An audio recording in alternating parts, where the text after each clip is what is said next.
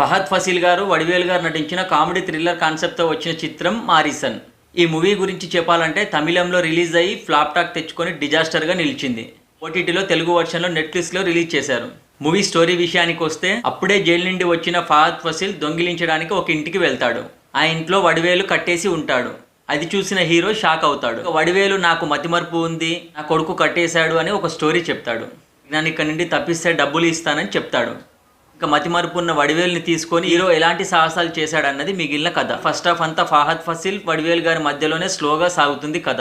ఇంటర్వెల్కు ముందు ఒక సస్పెన్స్ ఉంటుంది, ఇంటర్వెల్ తర్వాత ఫ్యామిలీతో ఎమోషన్ ఉంటుంది, అలాగే క్లైమాక్స్ కూడా ఊహించని విధంగా ఉంటుంది. ఈ మూవీ మలయాళం మూవీస్ ఇష్టపడే వాళ్ళకు మాత్రమే నచ్చుతుంది, కానీ నాకైతే యావరేజ్ అనిపించింది. ఇంకా ఓవరాల్గా ఈ మూవీ గురించి చెప్పాలంటే, సినిమా అంతా స్లోగా ఉన్నా ఇంట్రెస్ట్గా ఉంటుంది.